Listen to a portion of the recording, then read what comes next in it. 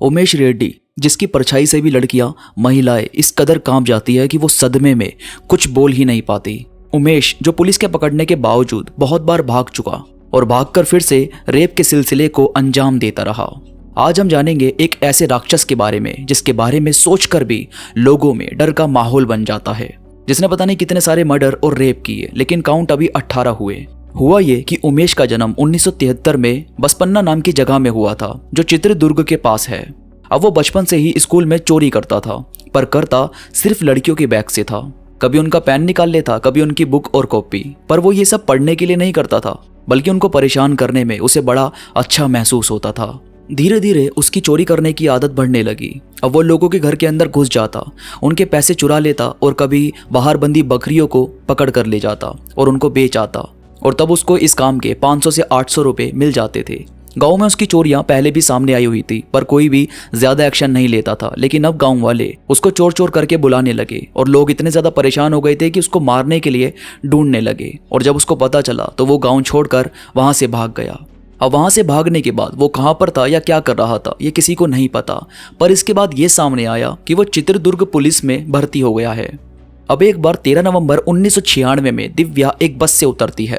वो अपने घर के रास्ते की तरफ चल पड़ती है। ये बात है सुबह 11 बजे के करीब की। अब उनके घर का रास्ता ऐसा था कि वो रास्ता बहुत ही ज्यादा सुनसान था और दिन का टाइम था, तो उन्होंने इतना सोचा नहीं। अब उन्होंने दिवाली के जो गहने खरीदे हुए थे, शायद फेस्टिवल का टाइम था, तो उन्होंने वो सब पहने हुए थे।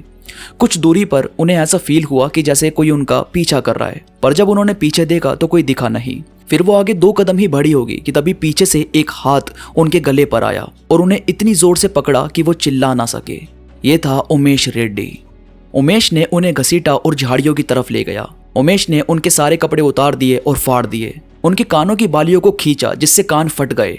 दिव्या ने बताया कि वो जो भी था वो बस ये बोल रहा था कि मैं तुम्हें पसंद करता हूँ और बस एक बार तुम्हारे साथ सोना चाहता हूँ। और फिर उसने उनको मारा और उनके सारे कपड़े फाड़ दिए।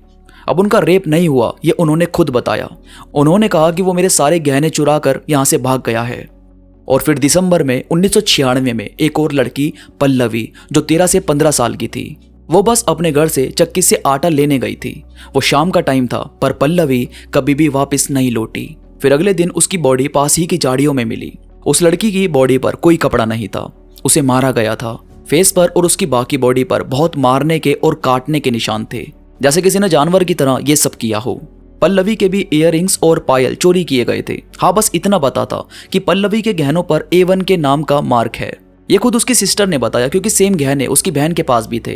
अब पुलिस को लगा कि हम इससे कुछ तो पता कर सकते हैं।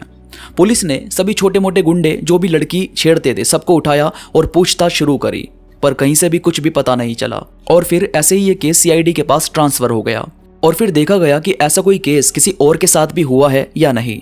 और जब ऐसा कर रहे थे तो पता चला कि 4 दिसंबर 1996 को भी एक घटना ऐसी हुई थी, यानी पल्लवी की घटना के 2 दिन पहले एक लड़की के साथ ऐसा हुआ था। इसका नाम था गीता। गीता अपने पिता के साथ अपने ऑफिस से घर की तरफ जा रही थी। रास्ते में उसके पिता कुछ दवा वगैरह लेने के लिए रुक गए और गीता को कहा कि चलो तुम आगे चलो, मैं बस दवाई लेकर आ रहा हूँ। अब धीरे धीरे गीता आगे बढ़ रही थी तो सामने से एक टोपी पहने हुए आदमी गीता के ठीक साथ में से गुजर जाता है। गीता को लगा कि पापा तो पीछे हैं ही, कोई प्रॉब्लम नहीं है, और वो आगे बढ़ती रही। इतने में उसने देखा कि वो टोपी वाला आदमी फिर से गीता के पीछे पीछे चल रहा है। गीता थोड़ी घबराई, उसने भागने की कोशिश की तो पीछे से इसी आदमी ने उसके बाल पकड़कर खींचे और गीता को जमीन पर लेटा दिया और उसका गला इतनी जोर से दबाया कि वो बिल्कुल भी चिल्ला ना सके। गीता ने अपने हाथ पैर चलाए और उसके बाल पकड़ने की कोशिश की तो उस आदमी की टोपी सर से हट गई और फिर गीता ने देखा कि उसके बाल किसी पुलिस वाले की तरह कटे हुए थे, यानी जो कटिंग हो रखी थी वो किसी पुलिस वाले की तरह थी। वो इतना लड़ रही थी कि तभी उसके पापा आ गए और उन्होंने दूर से ही एक पत्थर उठाकर उस आदमी की तरफ फेंका। वो आदमी घबरा गया और पकड़ा ना जाने की वजह से वहां से किसी तरह भाग गया। अब जब CID पूछताछ कर रही थी तो उस लड़की ने बताया कि सर वो आदमी मुझे दोबारा भी दिखाई दिया था। CID ऑफिसर ने पूछा कि कहां पर, तो उसने बताया कि स्पोर्ट्स ग्राउंड में ही मुझे वो दिखा था।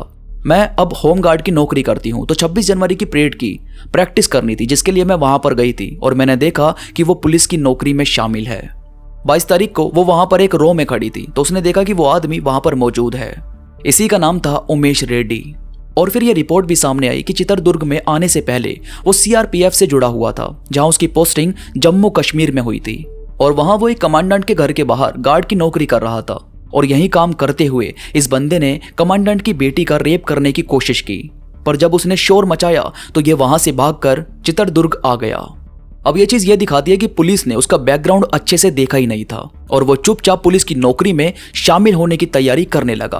अब भाई गीता की वजह से उसकी पहचान हुई और पुलिस ने उसको यहाँ पर पकड़ लिया। पहले तो वो बहाने बनाने लगा कि सर हम दोनों रिलेशनशिप में हैं, ये झूठ बोल रही है, ये मुझसे गुस्सा है इसलिए ऐसा बोल रही है। पर फिर गीता ने कहा कि सर अगर हम रिलेशनशिप में हैं तो इससे पूछिए कि मेरा नाम क्या है। पर उमेश उसका नाम बता ही नहीं पाया, जिसके बाद उसको गिरफ्तार कर लिया गया। अब भाई जब पुलिस ने थोड़ा और फोकस किया तो देखा कि पल्लवी के पास से जो गहने गायब हुए थे, तो क्यों ना उमेश के घर जाकर उसकी तलाशी ली जाए। और फिर जब तलाशी ली गई तो पुलिस वालों का दिमाग ही खराब हो गया। वो चाहते थे कि पायल मिल जाए जिस पर A1 का नाम लिखा है, पर वहां तो कुछ और ही नजर आ रहा था। वहां पर एक बहुत बड़ा सा बैग था। ऑफिसर ने जब उस बैग को खोला तो उसमें बहुत सारे औरतों के कपड़े थे, उनके अंडरगारमेंट्स, उनका पेटीकोट, ये सभी कुछ वहां पर भरा हुआ था। फिर उसके बैचमेट से उसके बारे में पूछा कि वो ये सब का क्या करता है, तो उन्होंने बताया कि सर वो ये सब पहनकर रात को सोता है। यानी आप समझ रहे हो उसका दिमाग किस हद तक इस चीज में पड़ा हुआ था। अब वहां क्योंकि पल्लवी का कोई भी गहना नहीं मिला था तो उस पर गीता के लूटपाट का इल्जाम लगा, जिसके बाद वो कुछ दिन में ही जमानत पर छूट गया। अब भाई क्योंकि वो खुद ही पुलिस वाला था तो उसने सारे अपराध इतने डिटेल में किए थे, इतने बारीक तरीके से कि बस वो किसी तरह पकड़ा ना जाए, और चालाक तो बहुत था। और फिर वो जैसे ही जमानत पर बाहर आया वो चित्रदुर्ग से भाग गया और भागकर सीधा बेंगलोर गया। अब भाई बेंगलोर में उन दिनों हार्डवेयर सॉफ्टवेयर कंपनी काफी सारी ओपन हो रही थी, जिसकी वजह से कम सैलरी पर भी लोग वहां पर काम करने आ रहे थे। और फिर जब ऐसा हो रहा था तो वो सिटी डेवलप होने लगी, नई नई बिल्डिंग्स वहां पर बनने लगी और ज्यादा काम वहां पर बढ़ने लगा। अब काम करने के लिए बाहर से भी बहुत सारे लोग वहां पर पहुंच गए और इन्हीं लोगों में कुछ अपराधी भी शामिल थे। अब वहां पर एक पुलिस एसपी था जिनका नाम था VPM स्वामी। तो 24 जून 1997 को स्टेशन में कॉल आता है कि हमने एक आदमी को पकड़ रखा है जो एक औरत के घर के अंदर चोरी करने गया था, आप प्लीज जल्दी आ जाइए। अब जब वहां पर पुलिस वाले पहुंचे तो लोगों ने एक आदमी को पकड़ रखा था जिसको वो बहुत मार रहे थे। और फिर वो पुलिस को बताता है कि मैं यहाँ का नहीं हूँ, ये लोग मुझे बेकार में मार रहे हैं, ये मुझे जानते भी नहीं। बाद में पुलिस उसको अपने साथ स्टेशन ले आई, जहां पर उसने अपना नाम राजलू बताया। बाद में पुलिस ने उससे और पूछा और थोड़ी सख्ती दिखाई तो वो डर गया और उसने पुलिस वालों को अपना घर बता दिया जहां वो बेंगलोर में रहता था। अब जब बेंगलोर की पुलिस उसके घर पहुंची तो वहां से सोने और चांदी के जेवर मिले और एक बड़े से बोरे में लेडी अंडरगारमेंट्स भरे हुए थे। पुलिस ने पूछा कि क्या करते हो इसका, तो इसने बताया कि मैं इसका इस्तेमाल मास्टरबेट करने के लिए करता हूं। तब VPM स्वामी समझ गए कि इस बंदे के साथ कुछ तो गड़बड़ है। अब भाई एक वर्ड होता है फेटिसिज्म, इसका मतलब होता है कि वो इंसान जिसे निर्जीव चीजों को देखकर भी उत्तेजना जैसी फीलिंग आती है। इस केस में लेडी अंडरगारमेंट्स को इस चीज से जोड़ा जा सकता है। अब जब पुलिस ने उससे और पूछताछ की, उससे और पूछा गया, तो उसने एक लड़की को डराने और चोरी करने का अपराध कबूल किया कि वीना नाम की लड़की के घर में मैंने चोरी की थी। वीना से जब पूछताछ हुई तो उसने पुलिस को बताया कि उसके सारे कपड़े उतरवा दिए थे और इसके साथ जबरदस्ती करने की कोशिश की गई थी, लेकिन बाद में सामान चुरा कर ये भाग गया। पर पहले उसने पुलिस को ऐसा कुछ भी नहीं बताया था क्योंकि वो नहीं चाहती थी कि बाहर उसका नाम खराब हो। वीना ने चांदी के सामान को चोरी करने की बात कही थी जो उसको बाद में दे दिया गया। और फिर रेड्डी से जब बाकी सामान के बारे में पूछा गया तो उसने बताया कि बाकी सामान मैंने पिन्या नाम की जगह से चुराया है। पिन्या में भी इसने संध्या नाम की लेडी के साथ सेम यही हरकत की थी। और फिर संध्या को भी अपना सामान मिल गया और उसने उमेश को भी पहचान लिया। वो उसको देखकर इतनी ज्यादा डर गई थी कि बेहोश होने वाली थी, क्योंकि रेड्डी ने साइकिल की चेन से उसका गला उसी के घर में दबाया था। और जब वो बेहोश हो गई तो उसके कपड़े उतारे, सामान चोरी किया और वहां से भाग गया। अब ये इतने बड़े सदमे वाली बात मुझे नहीं लगता कि कोई भी भूल सकता है। ऐसे ही रेड्डी ने और भी जगह बताई जहां उसने ये सब किया। पुलिस उसे उस जगह ले जाने लगी कि तुम चलो हमारे साथ जहां जहां तुमने ये सब किया है। अब जब जाने लगे तो रास्ते में वो बोलता है कि मेरी तबीयत खराब है, मुझे टॉयलेट करने दो। जैसे ही गाड़ी रुकी, एक चेन उसके हाथों पर बांधी गई और एक पेड़ की तरफ उसे भेजा गया। वो बंदा उस चेन के साथ ही वहां से फरार हो गया। पुलिस वालों ने उसे बहुत ढूंढा पर कोई भी सबूत नहीं मिला। अब भाई चित्रदुर्ग पुलिस भी उसको ढूंढ रही थी और यहाँ बेंगलोर पुलिस भी उसका पीछा कर रही थी। फिर चित्रदुर्ग पुलिस की तरफ से एक इश्तेहार बेंगलोर पुलिस को मिलता है जिसमें उमेश का असली नाम और उसकी फोटो दिखाई गई थी और बताया गया कि ये जहां पर भी मिले इसे गिरफ्तार करो। अब भाई बेंगलोर से जब वो भाग गया था तो उमेश सीधा अपने गांव की तरफ गया। अब यहाँ आराम से वो माँ के हाथ का खाना खाता और बाहर की तरफ आराम से सो जाता, क्योंकि वहां पुलिस गई ही नहीं थी और ये खुद भी वहां पर बहुत कम जाता था, तो वो जगह इसके लिए सेफ थी। पर एक दिन पुलिस ने वहां पर भी छापा मार दिया और ये सोते हुए वहां पकड़ा गया। अब चित्रदुर्ग की पुलिस ने इसे धर दबोचा था फिर उसने दिव्या गीता के रेप की बात कबूली और वो A1 की पायल के बारे में उसने बताया कि वो गहने उसके अपने घर के बाहर जो चूल्हा है उसके अंदर जमीन के अंदर दफन है। बाद में उसे खोद कर वो गहने निकाले गए और इसी में वो पायल भी मिल गई जो पल्लवी के पास से गायब हुई थी। अब पुलिस को अच्छे खासे सबूत मिल गए थे इसके खिलाफ। अब हुआ ये कि उमेश की कोई फोरेंसिक जांच के बाद उसे किसी जेल में ले जाया जाना था, जहां उसे शाम के टाइम ले जाया गया। अब जेल पहुंचते पहुंचते करीब 12 साढ़े 12 का टाइम हो गया था। और हाँ, इस दिन उमेश के पैर में फ्रैक्चर भी था, यानी वो ठीक से चल नहीं पा रहा था। अब जैसे ही वो जेल के पास पहुंचे जहां पर उसको ले जाया जाना था, तो गेट पर खड़े पुलिस ऑफिसर ने कहा कि इसकी कार्रवाई सुबह होगी, आप गाड़ी में ही वेट कीजिए।